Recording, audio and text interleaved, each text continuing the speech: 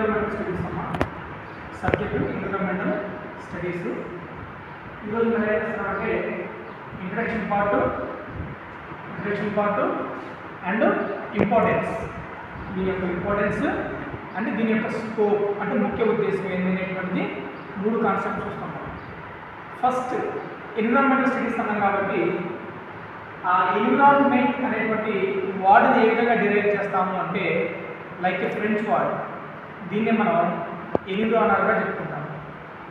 French word అన్నది French word ఎన్విరానర్ meaning ఏంటి అంటే ఫర్ ఎగ్జాంపుల్ మనం ఇక్కడ ఉన్నాం కదా, నేను ఇక్కడ ఉన్నాను, నా చుట్టుపక్కల ఉన్నటువంటి వాతావరణాన్ని ఎన్విరాన్మెంట్గా చెప్పుకుంటాను అంటే సరౌండ్ అన్నమాట.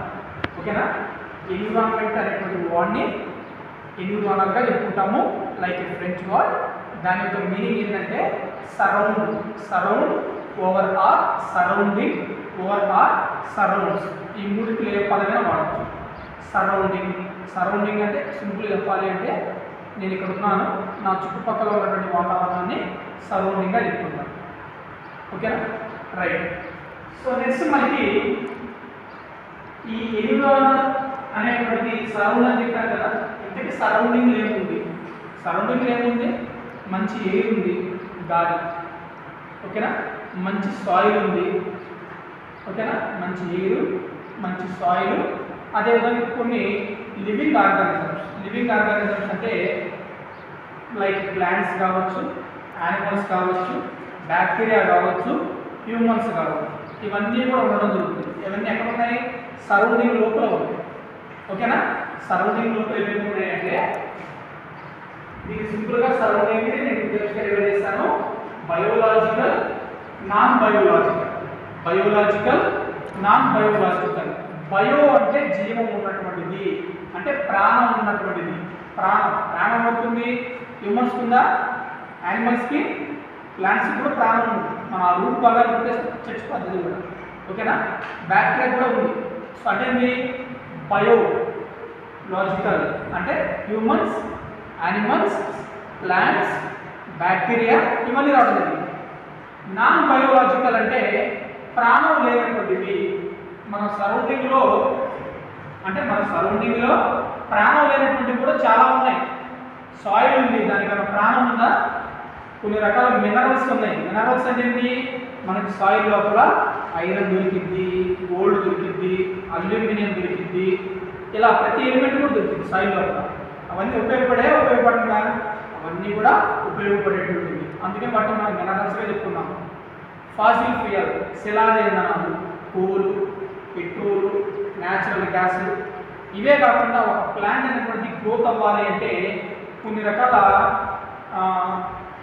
ఫలవంతత కూడినటువంటి ఎలిమెంట్స్ లైక్ ఫెర్టిలిటీ అంటారు. సింపుల్ చెప్పాలి అంటే నత్రజని, ఫాస్ఫరస్, పొటాషియం, ఇటువంటి కొన్ని రకాల ఎలిమెంట్స్ ఇవన్నీ కూడా ఎక్కడ ఉన్నాయంటే నాన్ బయోలాజికల్, అవి కూడా సరౌండింగ్ లోపలే ఉన్నాయి.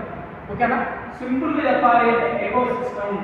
వాట్ ఈస్ ద ఎకోసిస్టమ్ అంటే ఎకోసిస్టమ్ని మనం 2 టైప్స్ కేటగిరీ చేస్తాము.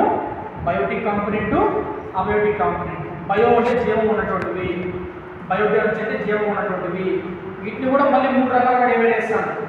Producers, consumers, decomposers. వీటిని ప్రొడ్యూసర్స్ అంటాము ప్లాంట్స్, గ్రీన్ ప్లాంట్స్.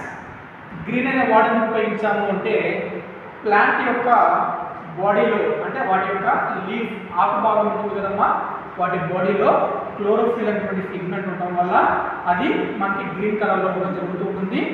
ఈ క్లోరోఫిల్ పిగ్మెంట్ అనేటువంటి ఎందుకు ఉపయోగపడింది అంటే సూర్యుడి నుంచి వచ్చేటువంటి లైట్ని తీసుకుని, ఓకేనా, సాయిల్ లోపల ఉన్నటువంటి వాటర్ని తీసుకొని, అట్మాస్ఫియర్లో ఉన్నటువంటి కార్బన్ డైఆక్సైడ్ని తీసుకొని.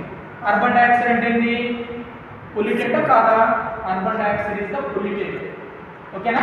అటువంటి కార్బన్ డైఆక్సైడ్ని తీసుకొని ఫోటోసింథసిస్ జరుపుకొని, ఓకేనా, ఫోటోసింథసిస్ జరుపుకొని తన ఆహారం తయారు చేసుకుంటుంది.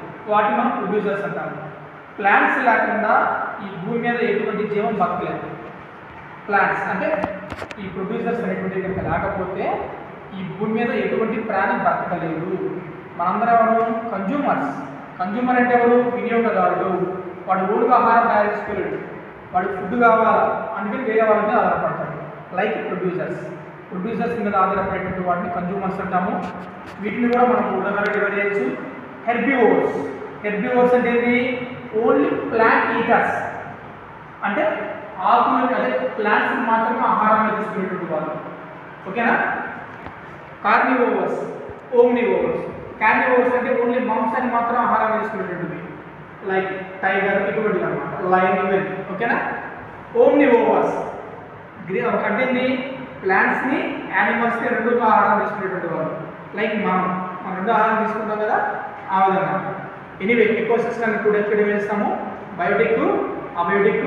బయోటిక్ కాంపోనెంట్స్ కింద ప్రొడ్యూసర్స్, కన్జ్యూమర్స్, డికంపోజర్స్ చూస్తాము. ఓకేనా? Decomposers best example universal cleaners అంటాము. అంటే యూనివర్సల్గా శుభ్రం చేసేటువంటివి. ఎగ్జాంపుల్ చెప్పగలరా డికంపోజర్స్కి? బ్యాక్టీరియా. ఒక చనిపోయినటువంటి డాగ్ ఉన్నాడు, పడేస్తారు, మనం శుభ్రం చేస్తామా? ఎన్ని శుభ్రం చేయట్లా, బ్యాక్టీరియా శుభ్రం చేస్తాం. అలా చేసేది ఒక 2 months తర్వాత మనం అడిగొస్తే అడేమి ఉండదు, బ్యాక్టీరియా మొత్తం దాన్ని డికంపోజ్ చేసింది. డికంపోజ్ చేసి డాగ్ బాడీలో ఉన్నటువంటి ఎలిమెంట్స్ ఉంటాయి కదా, నత్రజని కావచ్చు, పొటాషియం కావచ్చు, ఐరన్ కావచ్చు, కార్బన్ కావచ్చు, హైడ్రోజన్ కావచ్చు, ఆ మొత్తాన్ని సాయిల్ లోపల కలిసేలా చేస్తుంది. మళ్ళీ ఆ ఎలిమెంట్స్ మొత్తం ఎలా అనేటువంటివి మన బాడీకి వస్తాయి అంటే, అక్కడ ఏదైనా ప్లాంట్ గ్రోత్ అవుతుంది అనుకో, ఆ వాటర్ పడ్డప్పుడు వాటర్లో ఈ ఎలిమెంట్స్ మొత్తం డిజాల్వ్ అయ్యి ప్లాంట్ ద్వారా ప్లాంట్ యొక్క గ్రోత్లో ఎలిమెంట్స్ మొత్తం హెల్ప్ అవ్వడం జరుగుతుంది. ఆ ప్లాంట్ని ఏదో ఒక కన్జ్యూమర్ అయినటువంటి వాడు ఆహారంగా తీసుకున్నప్పుడు వాటి బాడీలోకి రావడం జరిగింది అనమాట. మళ్ళీ మనం చనిపోయినప్పుడు, మనం అంటే యానిమల్ కానీ ఏమైనా కావచ్చు, మనం కానీ ఎవరైనా ఎవరు చనిపోయినా మనం సాయిల్లో కలవాల్సింది. ఎగ్జాంపుల్ చెప్తున్నాను కాబట్టి డికంపోజర్స్ బెస్ట్ ఎగ్జాంపుల్ ఏంటి అంటే bacteria. Decomposers best example bacteria. ఓకేనా? సో ప్రొడ్యూసర్స్, కన్జ్యూమర్స్, డికంపోజ్ చేస్తాము. And abiotic components best example abiotic components అన్న నాన్ బయాలజికల్ కాంపోనెంట్స్ అన్న రెండు కూడా ఉంటాయమ్మా. అవి ఏంటి అంటే వాటర్ కానీ, సాయిల్ కానీ, రెయిన్ఫాల్ కానీ, టెంపరేచర్ కానీ. ఓకేనా? ఈ విధంగా అన్నమాట. కాబట్టి బయోటిక్ కాంపోనెంట్స్, అబయోటిక్ కాంపోనెంట్స్ రెండు కూడా ఒకదాని మీద ఒకటి ఆధారపడడం జరుగుతుంది.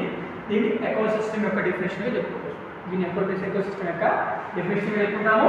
ఇంకా చివరిగా మనం స్కోప్, ఎన్విరాన్మెంటల్ స్టడీస్ యొక్క స్కోప్ అంటే ముఖ్య ఉద్దేశం ఏంటి? స్కోప్ అంటే ముఖ్య ఉద్దేశము, దానిని ఒక సబ్జెక్టుగా మనకి ఎందుకు ఇచ్చారు? కంప్యూటర్ సైన్స్ ఇంజనీర్ తెలుసుకోవాల్సిందే, మెకానికల్ ఇంజనీర్ తెలుసుకోవాల్సిందే, ఎలక్ట్రికల్ ఇంజనీర్ తెలుసుకోవాల్సిందే, ఒక నార్మల్ డిగ్రీ పర్సన్ తెలుసుకోవాల్సిందే, ప్రతి ఒక్కరు తెలుసుకోవాల్సిందే. ఎందుకు అంటే మనందరం కూడా ఎన్విరాన్మెంట్ లోపలే ఉంటాం. ఎన్విరాన్మెంట్ బాగుంటే మనందరం బాగుంటాం. ఎన్విరాన్మెంట్ బాగోలేకపోతే అంటే మన దాని గురించి తెలియకుండా దానిని మనం నాశనం చేసుకుంటే మనందరం నాశనం అయిపోతాం. కాబట్టి ఎన్విరాన్మెంటల్ స్టడీస్ అనేటువంటిది ప్రతి ఇంటర్ నుంచి డిగ్రీ వాళ్ళకి, పీజీ వాళ్ళకి, అండ్ ఇంజనీరింగ్ వాళ్ళకి, డిప్లొమా వాళ్ళకి, ప్రతి ఒక్కరికి కూడా తెలియాలనే ఉద్దేశంతో ఈ సబ్జెక్ట్ని ఇంక్లూడ్ చేయడం అనేది జరిగిందన్నమాట. స్కోప్ అంటే ముఖ్య ఉద్దేశము. ఇక్కడ మనకి న్యాచురల్ రిసోర్సెస్ అంటే ఏంటి? The resource which provide by nature. ఏ రిసోర్సెస్ని అయితే నేచర్ అనేటువంటి ప్రొవైడ్ చేస్తుందో వాటిని మనం న్యాచురల్ రిసోర్స్గా చెప్పుకుంటాము. నేచర్ అంటే ఎవరు? ప్రకృతి. అంటే సాయిల్ ఉంది, ఒక మనిషి అనేటువంటి వాడు పుట్టక ముందే సాయిల్ ఉందిగా, అంటే హ్యూమన్ పర్సన్ అనేటువంటి వాడు సాయిల్ని క్రియేట్ చేయలేదుగా. వాటర్ ఉంది, వాటర్ కూడా మనకంటే ముందులే ఉన్నాయిగా. ఓకేనా? మినరల్స్ ఉన్నాయి, అది మినరల్స్ అంటే లైక్ గోల్డ్ కావచ్చు, లేదంటే ఐరన్ కావచ్చు, అల్యూమినియం కావచ్చు, ఏవైనా కావచ్చు, ఇవన్నీ కూడా మనకంటే ముందులే ఉన్నాయిగా. ఓకేనా? వీటిని మనం న్యాచురల్ రిసోర్సెస్ అంటాం. Forest also. ఓకేనా? ఈ భూమి మీద మొట్టమొదటి ఉన్నటువంటివన్నీ కూడా ఇవే ఫారెస్ట్. న్యాచురల్ రిసోర్సెస్ అంటే ఏ రిసోర్స్ని అయితే నేచర్ అనేది ప్రొవైడ్ చేస్తుందో అటువంటి వాటిని మనం న్యాచురల్ రిసోర్సెస్గా చెప్పుకుంటాము. Like example water, soil, minerals, forest, ఇవన్నీ కూడా రావడం జరిగింది అన్నమాట. ఓకేనా? వాటిని మనం డెప్త్గా చెప్పుకుంటే చాలా యూజ్ ఉంటుంది ఆ న్యాచురల్ రిసోర్సెస్ వల్ల. ఓకేనా? నెక్స్ట్ మనకి ఇకోలాజికల్ అంటే ఏంటి, బయోడైవర్సిటీ అంటే ఏంటి? ఓకేనా? వీటన్నిటి గురించి క్లుప్తంగా నేర్చుకుంటాము. ఎన్విరాన్మెంటల్ పొల్యూషన్ అంటే ఏంటి, కంట్రోల్ అంటే ఏంటి? ఒక 30 years బ్యాక్ హ్యూమన్ అనేటువంటి వాడి లైఫ్ ఎంతరా అంటే 100 సంవత్సరాలు అంటారు. ఓకేనా? 100 సంవత్సరాలు అంటారు. ఒక 30 years బ్యాక్ ఒక ఒక మనిషి అనేటువంటి వాడు ఎన్ని సంవత్సరాలు బతుకుతాడా అంటే ఏదో ఒక 100 సంవత్సరాలు అంటారు. ప్రజెంట్ ఒక మనిషి ఎన్ని సంవత్సరాలు బతుకుతాడా అంటే అది ఏ బుక్లో కూడా లేదు. అయినా కానీ వచ్చేటువంటి వాడు 60 సంవత్సరాలు అంటున్నాం. అంటే 40 సంవత్సరాలు తగ్గింది. ఎందుకు తగ్గింది? పొల్యూషన్ వల్ల. Environmental pollution, air pollution, water pollution, soil pollution, noise pollution, వీటన్నిటి గురించి కూడా మనం చూస్తాం ఇక్కడ ఎన్విరాన్మెంటల్ స్టడీస్లో చూడడం జరిగింది. వాటిని ఏ విధంగా కంట్రోల్ చేయొచ్చేటువంటిది కూడా మనం ఇక్కడ నేర్చుకోవడం అనేది జరిగింది అన్నమాట. Social issues in relation to development and environment. Development, urban development అంటున్నాము. అర్బన్ అంటే ఏంటి? నగరం, సిటీస్ అంటున్నాము. సిటీస్ అంటే ఏంటి? రోడ్లు వేస్తున్నాము, ఓకేనా, బిల్డింగ్లు కడుతున్నాము, ప్లే గ్రౌండ్స్ ఇవన్నీ కడుతున్నాము అంటే థియేటర్స్, స్కూల్స్, మాల్స్ ఇవన్నీ కడుతున్నామంటే ఆడే అంతకుముందు ఏమున్నాయి? కొన్ని వేల సంవత్సరాల నుంచి ఎగ్జిస్ట్ అయినటువంటి ప్లాంట్స్ ఉన్నాయి, కొన్ని రకాల బర్డ్స్ ఉన్నాయి, కొన్ని రకాల యానిమల్స్ ఉన్నాయి. అవన్నీ వాటి నివాసాలను కోల్పోతున్నాయి, ఓకేనా. వాటి నివాసాన్ని కోల్పోవడం అనేది జరుగుతుంది. వాటి వల్ల వచ్చేటువంటి ప్లస్ ఏంటి, వాటి వల్ల వచ్చేటువంటి మైనస్ అనేటువంటి కూడా అన్ని చూడడం జరిగింది. హ్యూమన్ పాపులేషన్ అంటే ఎన్విరాన్మెంట్. జనాభా పెరుగుతుంది. జనాభా పెరగడం వల్ల వచ్చింది ఏంటి? జనాభా పెరుగుతుంది. జనాభా పెరగడం వల్ల వాడికి క్లాత్ కావాలి. క్లాత్ ఎక్కడి నుంచి వస్తుంది? అగ్రికల్చర్ ల్యాండ్ నుంచి వస్తుంది, పత్తి నుంచి. అగ్రికల్చర్ ల్యాండ్ అంటే ఏంటి? అక్కడ ఆడ ఒక ఫారెస్ట్ ఉంటే ఆ ఫారెస్ట్ మొత్తాన్ని రిమూవ్ చేస్తే అక్కడ మనం ఏం చేస్తున్నాము? చిన్న చిన్న మొక్కలు వేసుకుంటున్నాము. Agriculture land. క్లాత్ అంటున్నాము, ఫుడ్, రైస్ అంటున్నాము. అంటే ఫారెస్ట్లో ఏముంటాయి? పెద్ద పెద్ద ప్లాంట్స్ ఉంటాయి. వాటి యొక్క లైఫ్ వేల సంవత్సరాలు ఉంటుంది. అటువంటి వేల సంవత్సరాలు ఉన్నటువంటి లైఫ్ ఉన్నటువంటి ప్లాంట్స్ని రిమూవ్ చేసి 6 నెలలు 8 నెలలు పంట వేసుకుంటున్నాం చిన్న చిన్న మొక్కలకి. అంటే మనకు కావాల్సినటువంటి వుడ్, చెక్క కోసం ప్లాంట్స్ మీద ఆధారపడుతున్నాము, ఓకేనా. మనకు కావాల్సినటువంటి ఫుడ్ కోసం ప్లాంట్స్ని రిమూవ్ చేస్తున్నాం, డిఫారెస్టేషన్ అంటాము. మనకు కావాల్సినటువంటి క్లాత్ కోసం వాటి మీదే. అంటే పాపులేషన్ పెరుగుతూ ఉంది అంటే నిత్యావసర సరుకులు కూడా పెరుగుతూ ఉన్నాయి కాబట్టి మనం వాటిని నాశనం చేయడం అనేది జరుగుతుంది అన్నమాట. ఇవన్నీ కూడా మనకి ఎన్విరాన్మెంటల్ స్టడీస్లో రావడం జరుగుతుంటుంది. This is the concept of the introduction part, importance and scope అంటే దాని యొక్క ముఖ్య ఉద్దేశం.